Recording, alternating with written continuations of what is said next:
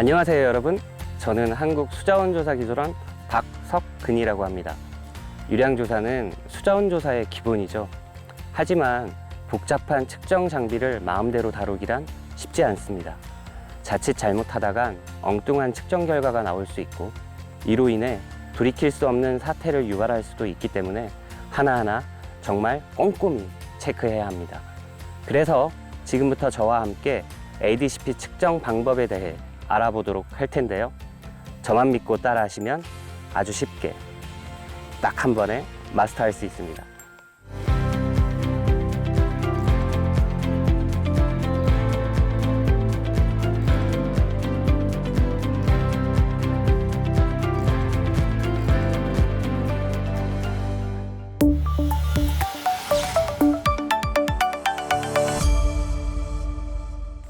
어쿠스틱 도플러 커런트 프로파일러 ADCP는 말 그대로 하천을 횡단하면서 음파를 이용하여 단면의 2차원 유속 분포와 수심을 측정하는 방법으로 유량을 산정하는 장비입니다. ADCP 측정을 위해서는 먼저 장비 점검부터 해야 합니다. 잘 아시겠지만 비교적 간단한 플로 트래커와는 달리 필요한 장비가 한두 가지가 아니거든요. 가장 중요한 ADCP 센서부터 살펴보겠습니다. ADCP의 종류로는 리버 서베이어 S5와 M9, 리오그랑데, 스트림 프로, 리버 레이, 리버 프로가 있으며 오늘은 리버 프로를 이용하겠습니다. 부대 장비를 살펴볼까요? ADCP는 곁다리로 붙는 장비가 많은데요. 먼저 배터리입니다. 배터리는 유사시를 대비해 아무래도 대용량을 사용하는 것이 좋겠죠?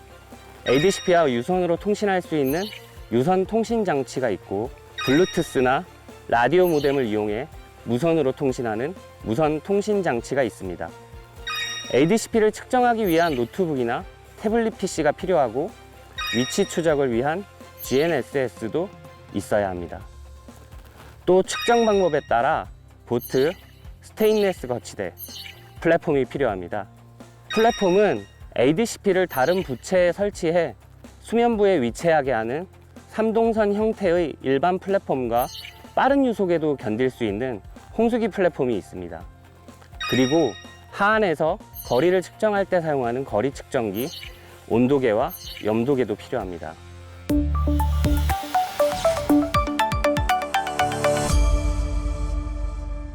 ADCP를 이용한 측정법으로는 정지 측정법과 이동 측정법이 있는데요. 이 중 이동 측정법은 보트와 같은 이동 수단을 이용해 하천을 가로질러 이동하면서 유속과 이동 거리, 수심을 측정해 유량을 계산하는 방법으로 일반적으로 가장 널리 사용되고 있습니다.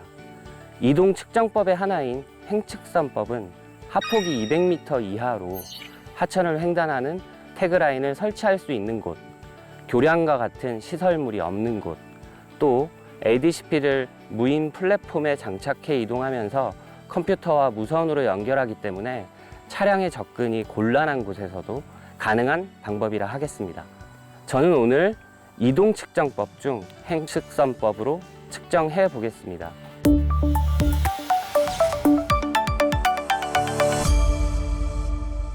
그럼 이제 ADCP 횡측선법으로 측정하는 방법에 대해 알아보도록 하겠습니다. 측정은 정상류 상태에서 총 4회 반복합니다. 만약 이 4번 중 단 한 번이라도 평균 유량 변동 계수가 5%를 넘을 경우 다시 4회를 추가로 측정해 총 8회의 성과를 평균한 값으로 유량을 결정합니다. 댐의 수문 조작이나 하류 구조물 등에 의해 발생하는 부정류처럼 수위가 급격하게 변하는 경우엔 편도 1의 횡단 측정이 유량값으로 사용될 수 있지만 그 이유를 기록해야 합니다. 다만 가능하다면 USGS 권고 사항과 같이 최소 1회 왕복 측정을 유량값으로 사용하고 총 횡단 시간은 720초 이상 확보하는 것이 좋습니다. 또 횡단 측정 유량에서 측정 영역 유량의 비율은 최소 40% 이상, 좌우안을 합한 하안 영역 유량 비율은 최대 10% 이내로 확보하고, 수면폭과 단면적 변동 계수는 최소 10% 이내로 확보할 것을 권고합니다.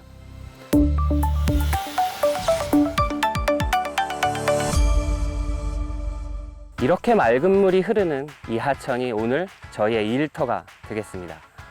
근데 이렇게 넓은 강, 어디서 측정해야 가장 정확한 값이 나올 수 있을까요? 지금부터는 측정 지점을 선정할 때 고려해야 할 몇 가지 사항에 대해 알아보겠습니다. 먼저 단면의 형상입니다.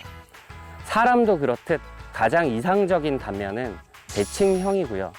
단면의 형상이 상하류에 일정하게 지속되는 비대칭도 고려해 볼 수 있습니다. 단 이때는 하상의 형태의 급격한 변화가 있는 단면은 피해야 하고, 하상 단면은 되도록 고르며 나무 같은 장애물이 없어야 합니다. 단면의 유속도 고려해야 합니다.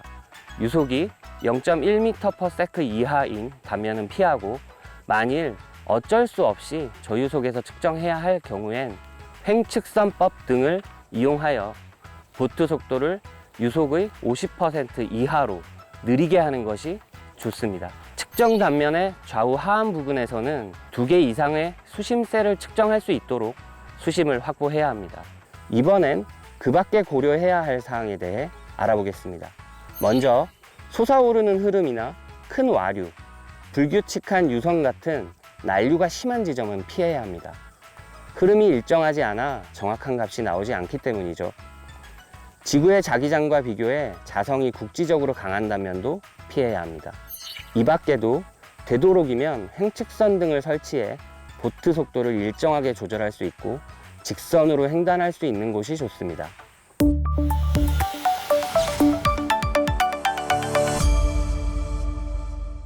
ADCP는 리버프로 같은 경우는 지금 이렇게 접혀 있는 상태로 지금 가방에 들어가 있기 때문에 이제 플랫폼을 측정을 위해서 이제 조립을 해보도록 하겠습니다.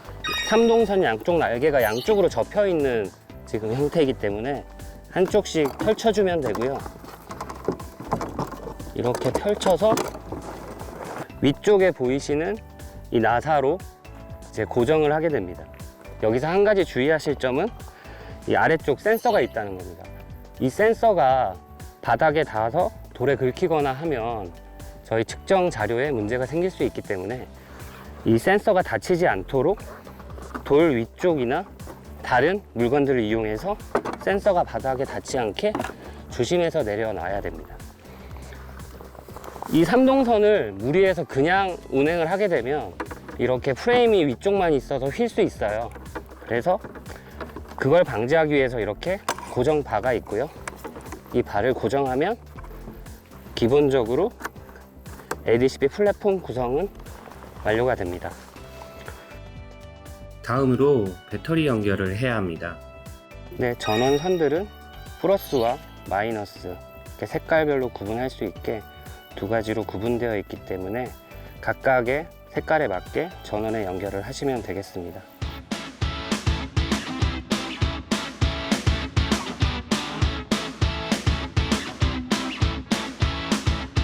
GPS는 센서 위에 위치한 이 GPS 연결봉에 연결을 하면 되고요.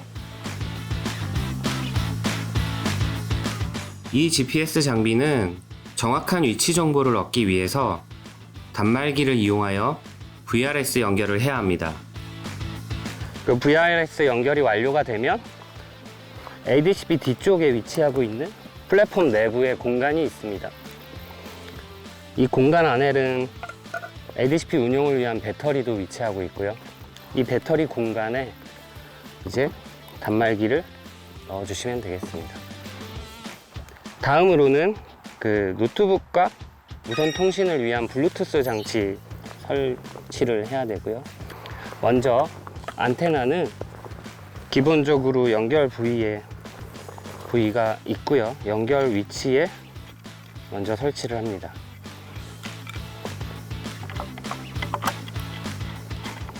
다음으로는 이제 연결하는 블루투스 장비가 있고요. 블루투스 장비는 ADCP 쪽에서 송신을 위한 장치와 이 노트북 쪽에서 수신을 위한 장치, 이렇게 2가지로 나뉩니다. 그래서 노트북을 위한 장치는 노트북 설치해서 주에 연결을 하면 되고, 블루투스 장치 송신부는 ADCP에 저희가 미리 설치해 놓은 그 내부 뚜껑 위에 부착을 할 거고요. 벨크로를 이용해서 부착을 하면 되겠습니다. 방수 처리를 위해 제작된 셋탑박스를 닫아야 하기 때문에 그 전에 전원 버튼을 ON으로 이렇게 조작을 해주시면 되겠습니다. ON으로 작동시킨 이후에는 각각의 블루투스 장비에 표시되는 전원 상황을 확인을 하시면 되고요.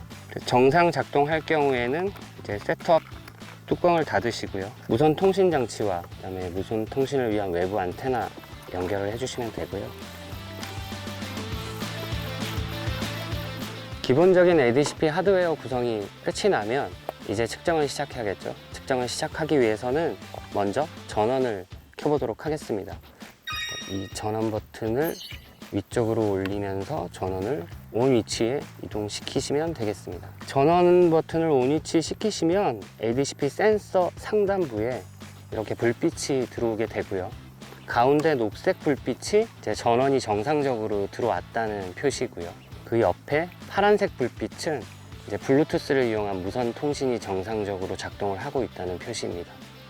만약 지금 불빛이 들어와 있지 않은 곳에 불빛 색깔은 빨간색인데 이 빨간색 불빛이 들어오는 경우에는 장비에 이상이 있는 경우입니다. 그런 경우에는 장비 점검을 다시 받아야 할 수도 있고요.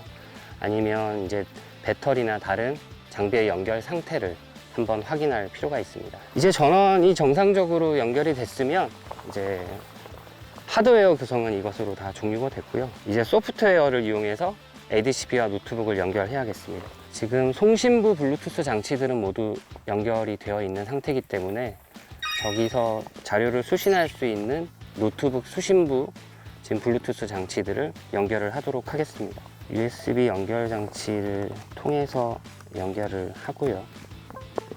안테나를 올려줍니다. 이후에 이제 ADCP 운영 소프트웨어를 실행합니다.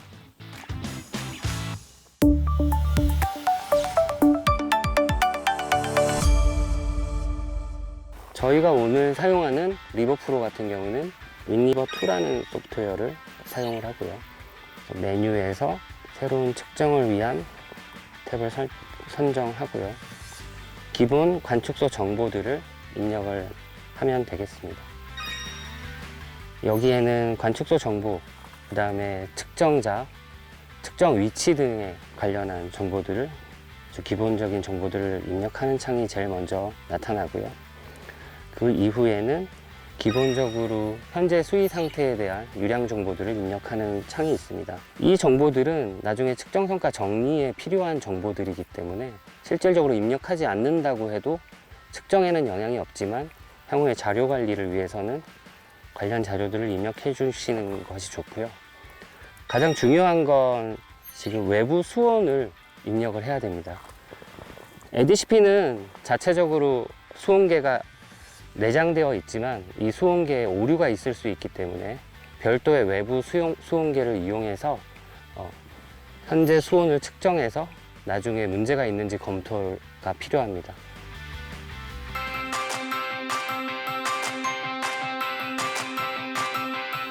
ADCP가 연결이 되면 여기 ADCP라고 표시되어 있는 칸에 녹색 불이 들어오게 되고요. 그렇다면 그 우측에는 장비명이 나타나게 됩니다. 만약에 여기 녹색 불이 뜨지 않거나 장비명이 다르게 나타날 경우에는 무선 통신 쪽에 오류가 있을 수 있으니까 재화 확인이 필요하고요. 오늘 저희가 측정을 할 때는 GNSS까지 연결을 했기 때문에 GNSS 연결을 위한 또 추가 절차가 필요하고요. 그래서 외부 GPS 체크 박스를 체크를 하게 되면 ADCP와 동일하게 녹색 불이 들어오게 됩니다. 여기까지 완료하셨으면 이제 소프트웨어 연결까지 완료가 됐고요. ADCP 설정에서 가장 중요한 이제 잠긴 깊이 그리고 자기 변화 값을 입력해야 합니다. 잠긴 깊이는 일반적으로 기존 측정을 할 때 확인을 해 놓을 수도 있고요. 만약에 처음 측정하는 위치에서 확인을 하고자 할 때는 실제로 ADCP를 물속에 위치시키고 측정되는 수심값과 저희가 별도의 수심 확인을 위한 도구로 확인한 값을 비교해서 적정한 값이 나오는 잠긴 깊이를 찾을 수도 있고요. 그 외에 보트가 얼마나 잠겼는지를 확인할 수 있는 장치들이 있다면 그런 장치들을 활용해서 잠긴 깊이를 확인을 할 수 있습니다. 잠긴 깊이 입력이 완료되면 이제 자기 변화 값을 입력을 해야 됩니다. 자기 변화는 기본적으로 구글 플레이 스토어에서 제공하고 있는 어플을 사용을 하시면 되고요. 현 위치에 그 자기 변화 값을 그 어플로 확인하신 값을 그대로 입력을 하시면 되겠습니다. 가능하다면 측정 단면의 최대 수심을 맥스 워터 뎁스 이 메뉴에다가 입력해 주시면 되고요. 만약에 첫 측정이라면 초기 값을 사용해도 무방합니다. 워터 모드는 그 자동으로 그대로 설정을 하시고 변경을 안 하셔도 되고요. 수면 부근 산정 방법은 파워 로우 방법이 있고 또 콘스탄트 방법, 3포인트 슬로프 방법 이렇게 세 가지가 있습니다.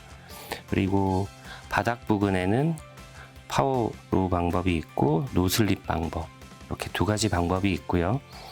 이건 하천 조건에 따라 적용할 수 있고 후처리에서도 수정이 가능합니다. 양안 하안 형태에 따라서 경사 수직 제방으로 입력이 가능한데요.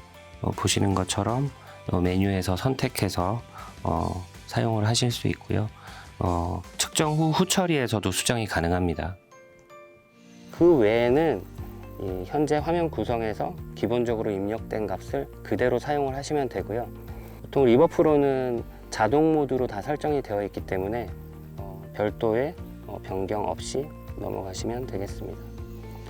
그 다음 창에서는 기본적으로 파일명, 파일명에 어떤 정보를 담을 것인지에 대한 내용들이고요. 이거는 측정자가 원하시는 대로 구성을 하시면 되겠습니다.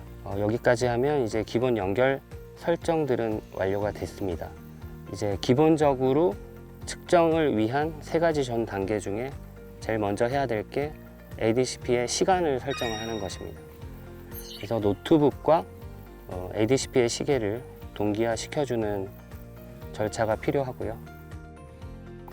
그리고 ADCP 테스트 절차가 있습니다. ADCP 테스트 절차는 그 메뉴 버튼에서 선택을 하시면 별도의 창에서 기본적으로 테스트 결과들이 나타나고요.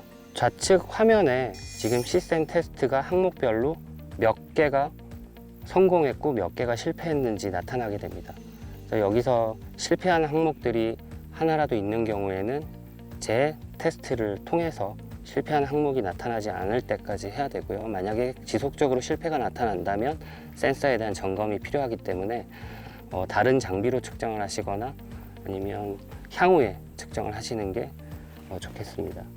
지구 자기장의 강도는 지역마다 다를 뿐 아니라 측정 단면 부근에 금속성 물체가 있을 경우 ADCP에 내장된 나침판에 영향을 미칠 수 있습니다.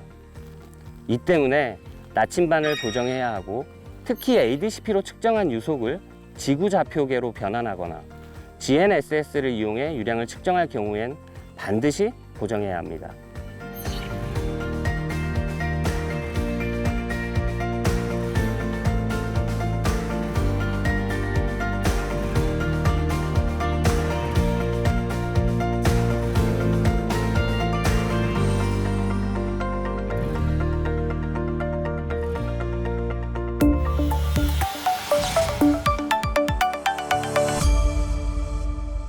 ADCP와 운용 프로그램 세팅이 완료되면 측정을 시작합니다. 먼저 횡측선을 설치합니다. 다음으로 측정 위치에 ADCP를 설치합니다.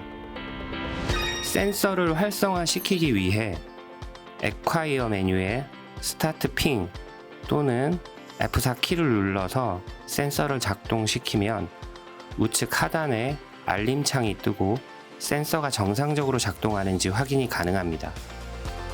좌우한 부근에 2개 이상의 수심 셀이 확보되는 시작 종료점을 표시합니다. 측정을 시작하기 전에 수위를 확인하고 측정을 시작합니다. 엣지 표시 및 시작 수위 확인이 완료되면 측정 시작을 위해 Acquire 메뉴에 Start Transect 또는 F5 키를 눌러 입력창을 활성화시킨 후에 하안으로부터 측정 위치까지의 거리 및 시작 하안을 입력합니다. 하안 거리 및 엣지 입력 완료 후 넘버 오브 앙상블에서 10개 이상의 앙상블이 확보되면 ADCP 이동을 시작합니다. 보트 속도 및 유속을 확인하면서 적정한 보트 속도를 유지할 수 있도록 합니다. 종료 엣지에서도 시작 엣지와 동일하게 적용합니다.